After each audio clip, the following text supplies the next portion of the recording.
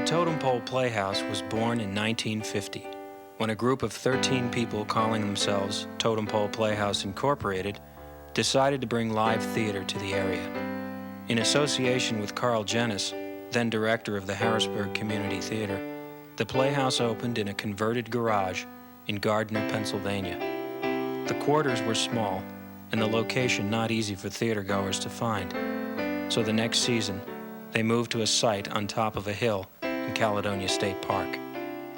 The building was a dance pavilion and was one of the high spots of the park, which was then operated by the Cumberland Valley Railroad. Jennis and the board members transformed the building into a rustic summer theater. Citing financial problems and other interests in New York, Jennis bowed out at the end of the third season.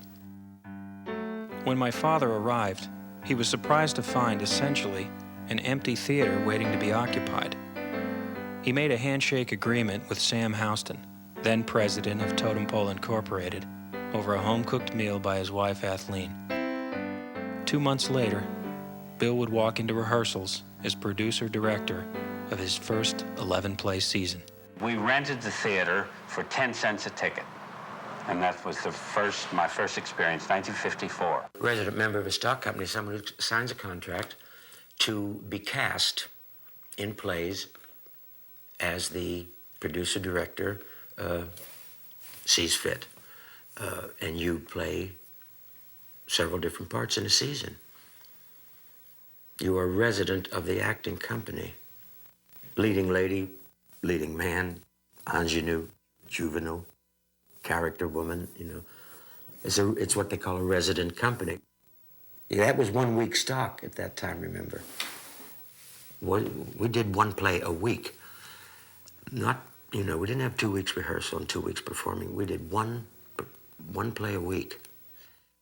I think his skill was in making it such a viable production in a week. But there's so many other elements involved. We were struggling to learn it. And if we were going in some terrible direction, he'd certainly tell us. That season, Totem Pole had 80 subscribers and played to 17,616 people. The highest priced ticket was $2.20. By the third production, Putch had his first sellout. I know he wanted to do Peg. He's very, very fond of that production that we done at the Playhouse, and he thought it would be a good for the kickoff season. Bill made a big thing about the first sellout show, and it was in the Chambersburg newspapers and all the local newspapers and everything. From that point on, I think that was encouraging enough to really make him feel that this was his niche. The next season, the ticket subscriber base blossomed to 100, and the attendance climbed another 1,000. Hot water was installed in the dressing rooms, and a new curtain was made. In New York, a reputation was developed about the theater, and it became known as the Cadillac of summer theaters, which Bill was very fond of quoting, But there came a time when auditions for the coming season would take 3 and 4 days. In the next 6 years, my sister Pam and I were born, and Dad celebrated his 100th production at Totem Pole. As our family grew, so did the theater. The subscriber base was bigger than ever, and the theater was playing to more packed houses. By the 1963 summer season, the attendance breached 22,000 and continued to climb. The local audience was treated to notable New York talent such as Keir DeLay, Seda Thompson, Sandy Dennis, Barbara Feldon, and Lee Merriweather. The comedy was new to me. I had been working almost all of it, heavy-duty drama up to that point. And I was insecure. And I remember him being gentle in trying to, bring me out. 1967 marked the 150th production at the theater. The attendance climbed past 27,000. Yet the schedule remained a 10-play season and the capacity the usual 400 seats. Both my sister and I made our stage debuts. Dad never insisted we follow in his footsteps, but when your playground was a theater, It seemed like the normal thing to do. I was 5 years old and I was playing the little princess in The King and I.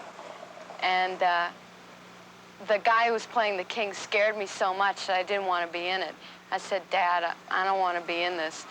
And then about the second week of rehearsal, I came back. I said, Dad, I think I can handle it. So that's the way it happened. He never pushed. They never did. Then, in the early morning of November 12th, 1969, tragedy struck. Well, it must have been about 3 a.m. And I said, I was so asleep I didn't know what I was hearing. I said, oh, you're kidding, or something like that. You're kidding. I wouldn't believe it. And he was rushing and putting on his clothes and out the door. I couldn't believe it. The Totem Pole Playhouse was in flames.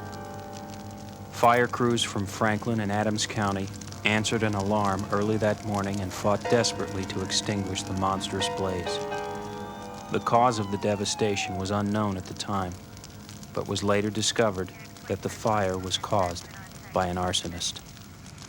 The thing that stands out in my mind is a photograph that some newspaper took of him walking away from the rubble with his hands jammed down into his pocket, and he was crying. He was devastated. There was a concrete block building in the back that didn't burn as quickly as the rest. So we got a few little things out, I guess. But, whew, what a fire. It's the saddest looking face on a human being I've ever seen, and remains so to this day. And devastation, of course, yeah, I mean. But there's nothing you can do when something is burning in front of you like that, yeah, except the fact.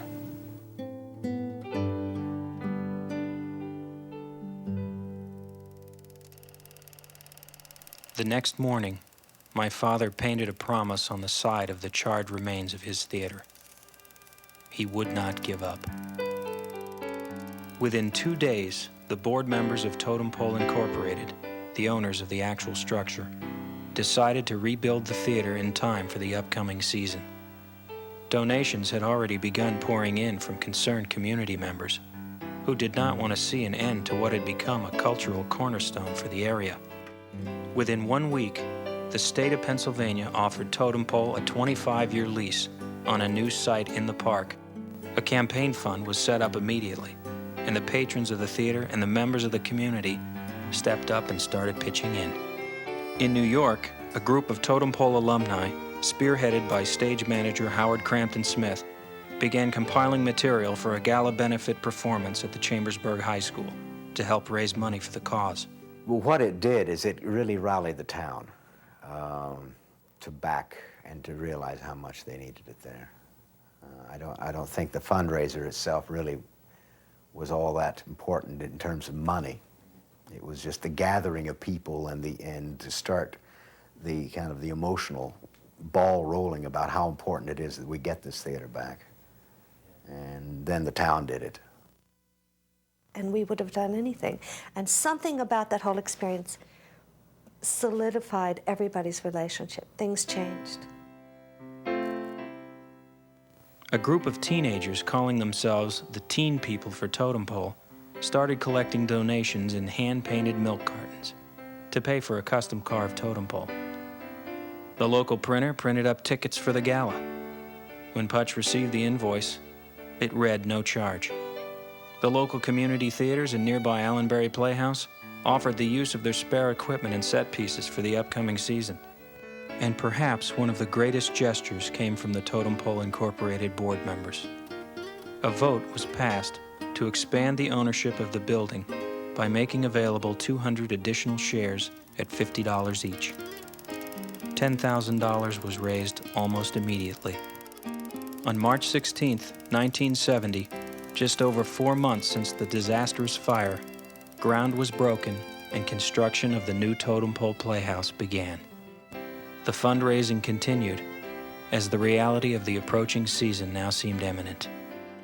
On the day that the newly carved totem pole was to be installed, Putch contacted the only local Indian he knew of, asked him to take a break from his roadside Wild West show, to come down and bless the pole. It was a P.T. Barnum-inspired move, but my father wanted to take no chances now that he had been given a second one. Starting right down here at the bottom, we had the fire that destroyed the original totem pole.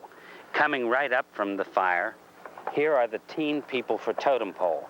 Now these are the young people who raised the money, who commissioned this pole, and as a symbol that youth was interested in the theater. On July 18th, 1970, at 8:30 p.m., the Totem Pole reopened with an ambitious production of Our Town, starring New York actor John Beal. On the back of the new velvet curtain, the cast and crew of the production signed their names, but not before Bill insisted they donate $3 each to the building fund. For $5, you could have your signature stenciled across one of the thousands of cinder blocks in the backstage area. My father's involvement with the community only strengthened by the events of the previous 8 months. As he settled into his new theater, he continued that relationship. The staff every summer was a mixture of locals and out-of-towners.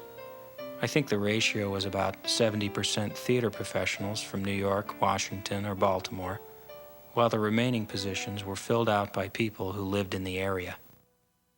He would put on his black tie and go down there to greet the audience, to be around when they arrived, and then before every curtain, he would walk down that center aisle and make a speech to the audience, welcome them, and then walk up the aisle and with the last word, enjoy the show. They loved that. Gene became a star, one of the most innovative, publicized, successful, notorious television series in the history of the medium. She was a part of that. And for her services to be available to this summer theater, it shot right through the ceiling. A success struck that series in a way that nobody ever anticipated. And of course, it struck the theater then because it became, for a while, one star, moi, played there, and in this new popular series. So it brought hordes more people. We had sellout crowds. It was a really great boost for the theater, but in concept, it remained a resident summer theater. I think it brought a lot of publicity to the theater, and I think he knew how to capitalize on that.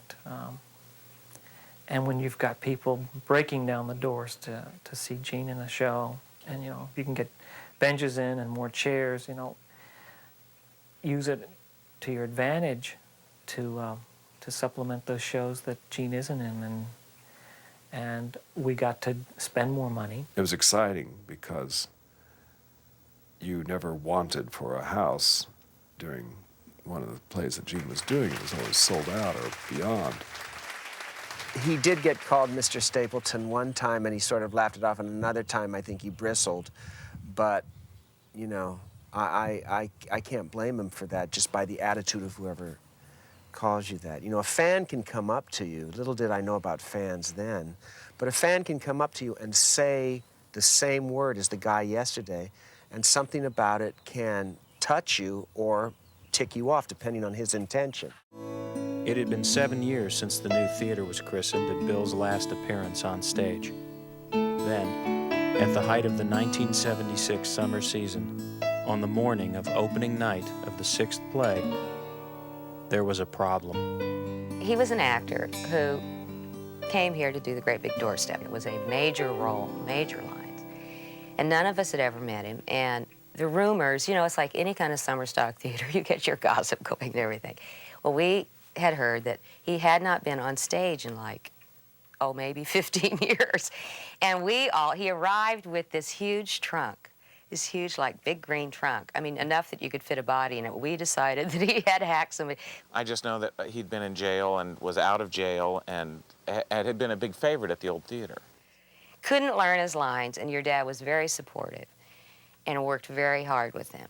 And whenever I'd go past rehearsal hall just to pop my head in, somebody was always giving Arden lines, but I didn't think much about it until we got to dress rehearsal, and it was excruciating. What he would call for a line? Oh, he called for almost every line. Almost every line. The cleaning lady came over there just, you're not going to believe it. Arden Kaiser, the star, has left town. He's gone. And we were supposed to open like in, well, this is like 10 in the morning. We're supposed to open that night. Full house. I came to work that morning and found the note tacked to the door.